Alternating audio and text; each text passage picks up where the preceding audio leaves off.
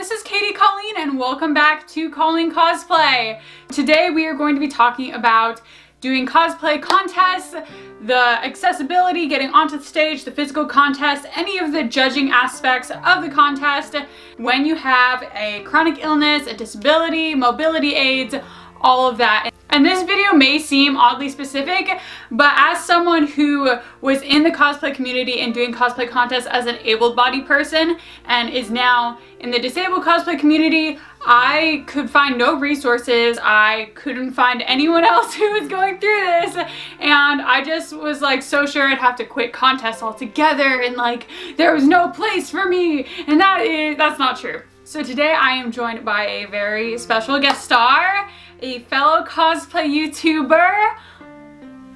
Hi, my name is Jettee Lupe and I'm also a cosplayer, and I'm visually impaired, which means that I'm partially blind, which basically means that I don't see very well. It would take me a little while to explain what I can or can't see, so we're just gonna kind of leave it at that. And I'm here with Colleen today to explain a little bit of like tips and tricks and experiences regarding some physical disabilities. So I'm going to be talking about blindness.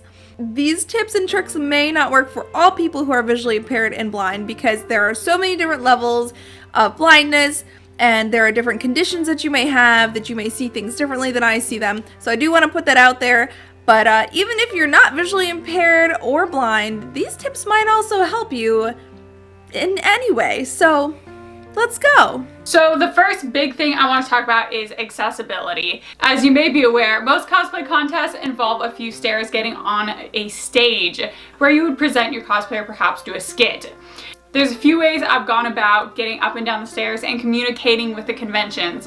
If you are unable to get up the stairs and you do need special accommodations, then totally reach out to the convention beforehand. There is nothing wrong with that. Pretty much every convention website will have a contact us at the bottom, and you can totally reach out to them beforehand and ask about accessibility, and they might be able to do something for you. As far as other accommodations go, I would just be really open to the people who are running the masquerade. And I've also asked to have a chair behind stage for me to sit instead of waiting in line, and no one has ever declined letting me have a chair backstage. They're going to give you a chair if you need one. I've also asked if my fiance could be backstage with me to help me, and that has also been no problem whatsoever. If you need a wheelchair ramp or anything like that, let them know beforehand. Other conventions have also offered that should I need a wheelchair, because I have purchased one and I will be using them at cons in the future, that they will give me a space in front of the stage to perform as well. And they will make a space for you so that you can be seen and shown if you are unable to get up those stairs. So I'm so lucky to have Jettee Lupe here, and she's also going to share her experiences with cosplay contests and accessibility. Regarding accessibility for somebody who's blind or visually impaired that's in a cosplay competition, there's usually at some point, like between green room and getting to the stage area and like getting up on the stage and off the stage, there's usually two things that can be an issue. It's dark and there's stairs. For me, I can't see in the dark at all. What it kind of looks to me is like when a TV goes like black and white fuzzy, that's kind of what it looks like to me in a really dark area. So I definitely have trouble with that whole dark part. So I'm fortunate enough to have my fiance be my handler most of the time. When I've done a competition, I've either emailed ahead to the cosplay coordinators, to the contest email, whatever they have, or at the rehearsal or at the sign-in, show up with him and say like, hey, I'm visually impaired, I have my handler here with me, is it okay if he sits with me and if he helps me get up on the stage and off the stage? And I've never been turned down. I've never had them say like, no, you can't do that. I know that it can be a little nerve-wracking because some of the policies for the contest might say something like, oh, you can't have anybody sit with you, blah, blah, blah, blah, blah, unless if you're a minor. And that's usually like they don't want you and all your like friends sitting together if they're not in the contest itself. So I have not been turned down for having my fiance, you know, or if you have a handler, be there for you. And if you aren't fortunate enough to have somebody to be your handler, I would definitely recommend sending an email ahead of time, reminding them when you're signing in, reminding them during rehearsal that like, hey, I'm going to need a stagehand to come and get me and kind of help me get up on the stage, and then be there at the bottom of the stairs. And some competitions that I've done, Even when I've had my fiance with me, the stagehands have been right there too, helping us up, helping me off. Like, it's been great. So I would definitely suggest that as the thing to help you get on and off the stage. Now, the next big concern that I kind of had for myself when I was going through this, as I was a newly disabled cosplayer, and also feedback that I got from a lot of you guys over on Instagram when I asked about this, was judging. So there is this concern that your cosplay will not be accurate and you will somehow be discriminated against and docked points. And I have heard horror stories of this happening. It's never happened to me. I'm just gonna put out there, you should not be docked points. You should not ever be docked points for having a mobility aid. And you should not be docked points if it's not accurate because you had to change it for accessibility reasons. So where I've had a problem is for shoes. I cannot wear heels whatsoever, and flats are getting to be really hard for me to get around in. Really, any shoe that's not a tennis shoe or like a flat boot, I can't really wear so well. And so the problem is, if you are purchasing this and you are not making it or altering it somehow yourself, then yes, there would be a loss of points. So with my Supergirl cosplay, my shoes were purchased. I did not make her thigh-high, knee-high boots because I was concerned about them fitting underneath my brace. I wear a few different braces, and having a boot with a brace over it just does not work super well, so I've always worn these combat boots. In a situation where I was up against someone with basically the same costume but who had made the boots, they would get more points because they made more, and that's completely fair. That completely makes sense. There are a few ways around this. It is not all awful and gloom. So to get around this, you can either get really creative. I could have gotten like a pair of other combat boots and spray painted them myself. I could have gotten a pair of like tennis shoes and somehow altered them to look like Supergirl shoes. Like, there are ways you can get around this. And another option would be you can make the shoes. So these are my Felicia shoes. I cannot physically wear these, and I haven't really ever been able to physically wear these. So I made the shoe covers. I have a full tutorial on it. So I carried them to the con and I brought them to the judges table and I said, I made shoes. And you can totally do that too, and the judges were super cool about it. And I did not compete with these shoes, but I did bring them to the judging portion, and they did add that I was able to do work with EVA foam, which is super cool. One more question I got about cosplay judging was if I ever received pity points. No, I have not. And when I did win at RadCon, I won Best Original Design. Like, the judges had real comments. They had nothing to say about my disability. You know what they told me about? Hoop skirt construction, good painting materials for fabrics, how to do the lace up in the back on my dress. So do not worry about pity points. Do not worry about docking points. The only time where you may need to be creative is if you are buying things instead of making them, whereas that will change like the percentage of the cosplay you made. But there are ways around that. We can do it. We're in this together, okay? So now let's move over to our guest star and see what they have to say.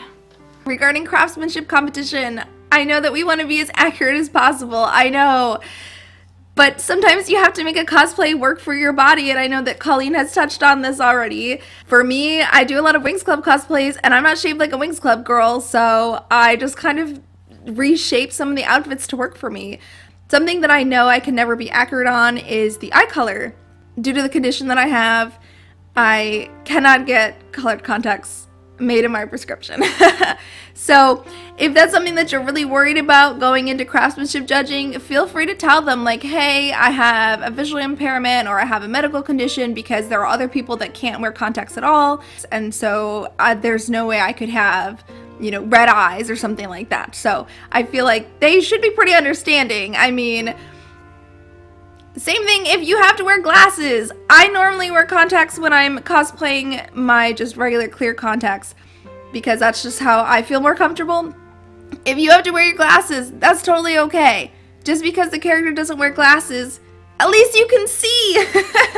I feel like it's better to be able to see than to be accurate. And that's another thing, when you go into craftsmanship competition and if you're really feeling like uncomfortable with it, you know, once you get in there, once you're standing in your place and you're just standing there talking to the judges, I mean, feel free to take off your glasses, put them to the side, and be like, oh, you don't have to wear my glasses, and I know my character doesn't wear glasses, so for the judging, I want to, you know, take them off. But make sure you put them on when you go on stage, because you don't want to fall off the stage. But I'll talk about that later. Another thing, making your cosplay to match yourself. If you are using one of these, this is a red and white cane. This is what people who are blind or visually impaired may use.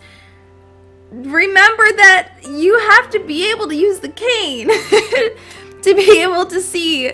So, like, I will just open it up for a second. It's a hefty thing. It's a cane, and you have to properly use it, you have to kind of like move it like this. It's hard to show you right now, but you need your wrist to be able to move. So if you want to be able to, you know, put it back together, you need to be able to use your cane. If you choose to use a cane, remember that your cosplay needs to allow your hands to move your cane. I have seen it. Full armor cosplayer, like with the big gauntlets and that, couldn't use their cane, did not have a handler, had like nobody to help them, and it was like you have to take off the glove. Oh, regarding the cane, let us just say one thing. Just because you're blind or visually impaired doesn't mean that you're definitely going to use a cane. If you see somebody with a cane, it does not mean that they are totally blind. I don't use my cane when I'm cosplaying most of the time because during the day I have enough vision that I feel comfortable not needing it. I usually have my fiance handler with me or a friend with me. So normally I don't use it when I'm cosplaying, but I will use it at night or if I'm traveling alone or something like that. So that's just a little like etiquette type lesson. Just because you see somebody with the cane does not mean they don't see anything. And if you see them on their phone or you see them read something, don't be like, oh my god, it's a miracle, because they probably can see, because they can see. Contests that I've been in, everyone is run a little differently, but generally there's a craftsmanship portion if you are competing for craftsmanship, and then there's some sort of performance portion, whether that was a walk-on or a skit. So I have had a lot more trouble with my performance. So if you dig way back into my old videos, you'll see that my kind of like go-to when I was doing contests was martial arts, because I was a martial artist at the time. And I felt like that was a real, like, you know, wowed the crowd. It was super cool. And I definitely have to be a lot more creative now that I am unable to do martial arts. I'm unable to dance. You're gonna have to find a way to make your skit more humorous, perhaps. Or, you know, maybe bring in some other elements. If you can sing, then sure, sing. Or if you can do what you can and be really creative about it. And, like, even utilize your mobility aids. Like in the RadCon video.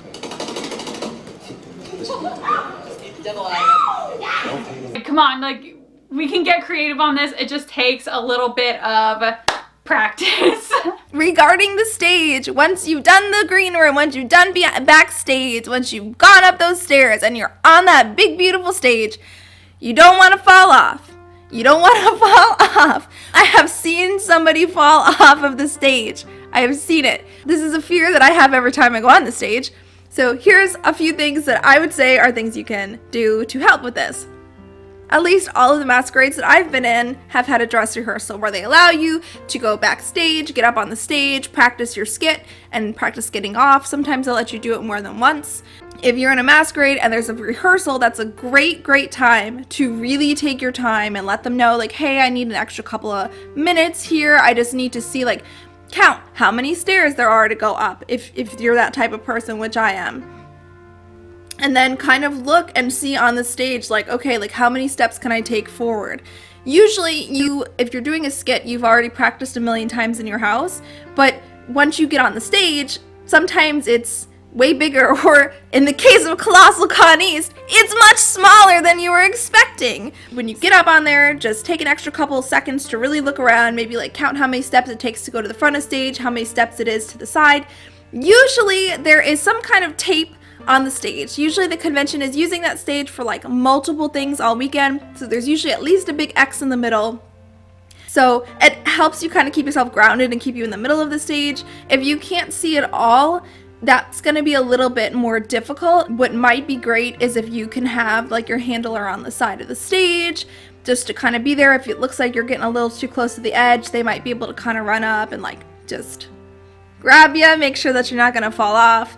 The other thing that you can ask them to do, and it's something that I've never had to do because there's always been enough tape on the stage for me, but sometimes there might not be, you can ask them, I would again email ahead of time, but you can always ask them when you get there, if they can line the exterior of the stage with fluorescent tape.